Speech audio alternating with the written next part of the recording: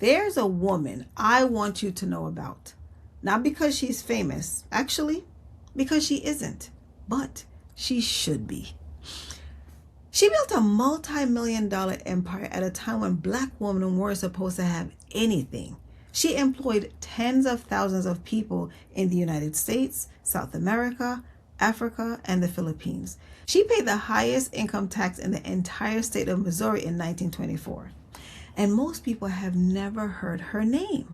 Welcome to the Always On Me podcast, where we know not everyone was born with a mic in their hand or a megaphone in their mouth, but we still have something to say, because quiet is still a voice. Welcome to the Always On Me podcast. I'm Antonia, and this is where quiet minds speak with intention.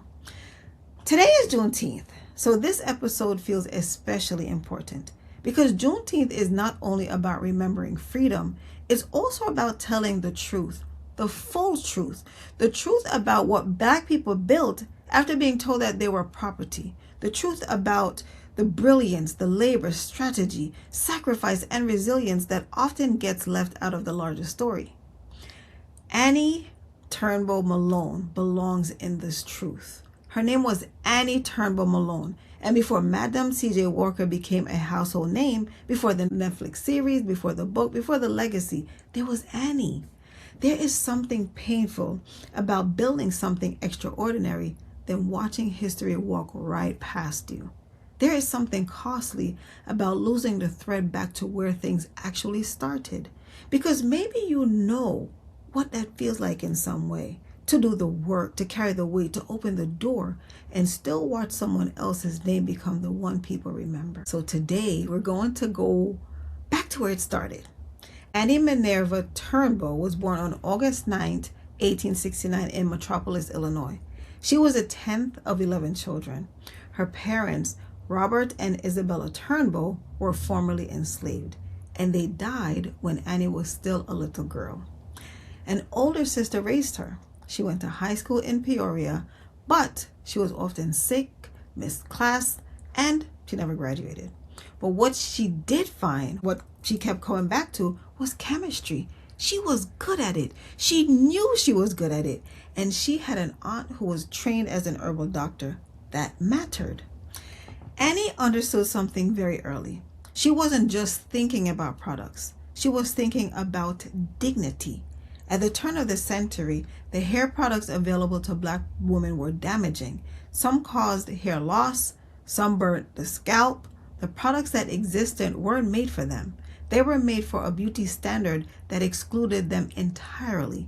Skin bleaches, hair straighteners with harsh chemicals, products built on the premise that blackness was something to be managed or corrected. Annie rejected that totally. She set out to develop a formula specifically for black women that would improve their health, not damage it. Working in her kitchen, experimenting on her sisters, refining, starting over. Around the turn of the 20th century, she had something. She called it Wonderful Hair Grower, and she believed in it enough to sell it door to door herself in towns across Illinois. In 1902, Annie made a move. St. Louis was about to host the 1904 World's Fair, and the city's economy was rising fast. She packed up her products, hired 3 assistants, and relocated. She opened her first shop at 2223 Market Street. Her strategy was simple and radical. Go to the women, give them free treatments, let the product speak. She and her team would knock on doors, demonstrate the product on the spot, treat a woman's scalp right there and then in their kitchen, and then leave her with something that worked. That approach built trust, and trust built customers. By 1903, she was touring the South, news conferences, demonstrations, recruiting women to sell Poro products as a commissioned agent. She advertised in the black press. She went to where her people were, and she talked to them like they mattered, because to her, they did. And this is where the story gets layered. Because in 1904, around the time of the St. Louis World's Fair, a woman named Sarah Breedlove walked into Annie's orbit. She was struggling with a scalp condition that was causing her hair to fall out. She heard about a woman selling products that actually helped, Annie treated her hair, and then Annie offered her a job. Sarah Breedlove became a Poro sales agent, knocking on the same doors Annie had knocked on, using the same approach, selling the same products. For a little over a year, she learned the business from the inside: how to sell, how to talk to women about their hair, how to build trust. In July of 1905, Sarah moved to Denver with $1.25 in her pocket. She kept selling Poro products for about 8 months. Then she broke away and launched her own line. She eventually married a man named Charles Joseph Walker, and the world would come to know her as Madam C.J. Walker. I want to be clear here. This is not about diminishing Madam C.J. Walker. It's about widening the frame. Madam Walker's story is extraordinary. Her wealth, her advocacy, her political voice, all real. Her legacy, real. But the origin matters. She learned from Annie. She used the model Annie built: door-to-door sales, agent recruitment, free demonstrations, community trust. That was Poro. That was Annie's blueprint. And historians have said it plainly. The record is clear that Malone developed the first successful formulas for straightening African American hair without damaging it. Malone was a true groundbreaker. This is where the story starts to say more than the facts, because this is not only about hair care. It is about who gets remembered and who gets erased. Annie kept building. She renamed her brand Poro, a name drawn from an organization in West Africa centered on physicality and spiritual growth. That wasn't an accident. It was intention. In 1914, she married Aaron Eugene Malone, a former teacher and part-time salesman. She made him president of the company. In 1918, she opened Poro College in St. Louis, a 5-story, $350,000 facility on a 3-acre campus. The grand opening was covered as one of the biggest events of the season by the St. Louis Argus. This wasn't just a beauty school. Poro College had a retail store, a manufacturing plant, an auditorium, offices, a chapel, a gymnasium, and a dormitory. But more than that, it became a community center, a meeting place, a place where Black people gathered, learned, worked, organized, and saw what was possible. In its height, the building employed nearly 2,000 people on site. Through the Poro franchise network, agents worked in the United States, South America, Africa, and the Philippines. Annie Malone employed approximately 75,000 women. 75,000 women. By the 1920s, her personal net worth was estimated at $14 million. In 1924, she paid income tax of nearly $40,000, reportedly the highest in the state of Missouri that year. And she gave most of it away. She donated to the YMCA, to Howard University's College of Medicine, to Tuskegee Institute. She supported students at Black land-grant colleges. She poured money into the St. Louis Colored Orphans Home, an institution that was later renamed in her honor, Annie Malone Children and Family Service Center. The street it sits on is now called Annie Malone Drive. She lived conservatively. She wasn't building monuments to herself. She was building infrastructure for people who had been told they couldn't have any. And then, in 1927, Aaron Malone filed for divorce, and he demanded half. He argued that Annie's success was due to contacts he had brought to the business, that without him, she would not be what she was. The case went to court. Poro College went into receivership. This is the part we have to be honest about. He enlisted the support of Black leaders, preachers, and elected officials to argue his side publicly. A man attempted to take half of a woman's life's work, and respected people stood beside him. It was Mary McLeod Bethune, president of the National Association of Colored Women, who intervened. She helped Annie negotiate a settlement of $200,000. The divorce was granted, Annie kept Poro, but the damage was done. The divorce, the legal fees, the Great Depression coming right behind it, the IRS placing liens on her properties in 1937 for alleged underpayments of taxes. Lawsuit after lawsuit from people claiming credit for her success. Annie moved to Chicago. She bought an entire city block on South Parkway, what is now Martin Luther King Jr. Drive. She rebuilt, she persisted. By the 1950s, she had opened 32 new Poro schools across the country.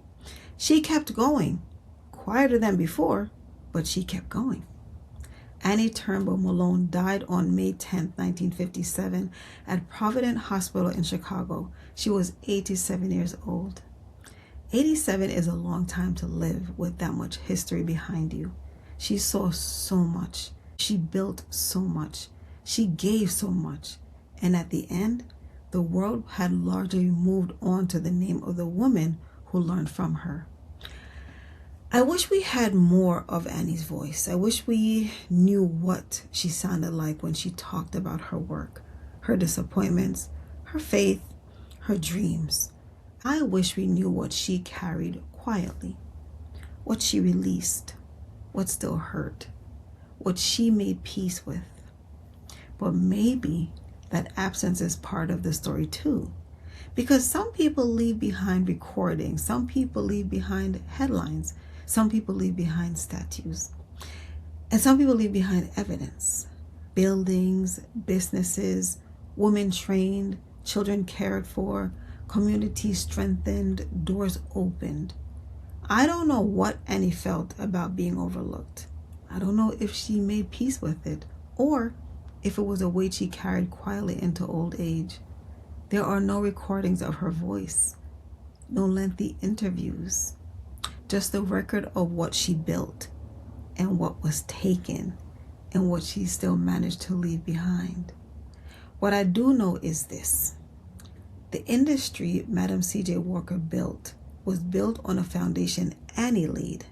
The model she used, door-to-door sales, agent training, free demonstrations, Black women teaching Black women, that was Annie's.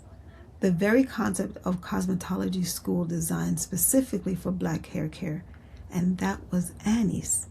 The Poro name, the community gathering space, the franchise network across continents, Annie's. There's a particular kind of erasure that doesn't require anyone to lie. It just requires people to stop asking the next question, to stop at the famous name and not ask, wait, who did she learn from? And that part is the part we should not rush past. Not as accusation, but as a practice, a habit of curiosity. Who else is behind the story we've been told? Who built the room before the person we're applauding walked into it? Who laid the foundation before the world started calling someone else first? Because some people are not erased because they failed. Some are erased because they were foundational, and foundations are easy to stand on without looking down. Annie Turnbo Malone was one of the first Black women in American history to become a self-made millionaire. She was a chemist, an educator, an entrepreneur, a philanthropist, at a time when being a Black woman meant being told you were none of those things. She was not bitter. She was not quiet in defeat. She kept building. I think about introversion a lot in this space, about people who do the deep work without needing the spotlight, about people whose labor becomes someone else's legacy, about the kind of dignity it takes to keep building when the credit has already walked out the door. That is why Annie's story still matters, because it reminds us that people unseen does not mean being insignificant. Being overlooked does not mean you are not essential, and being quiet in the record does not mean you are quiet in your impact. So when we say Madam C.J. Walker's name, maybe we also learn to say Annie Turnbo Malone's. Not to take anything away, but to put something back where it belongs. Annie didn't need a Netflix series to matter. She mattered before anyone was watching. And maybe that's the realest thing I can say about her. If today's episode made you think, please share it with someone who would appreciate the full story. And if you haven't subscribed yet, this is where you do that. I would love to have you here. Drop a comment below and tell me, whose story do you think history has gotten wrong or simply left out? Please remember, being quiet doesn't mean you have nothing to say. It means you choose your words with intention. Stay muted, stay mighty, and I will see you next time. Take care.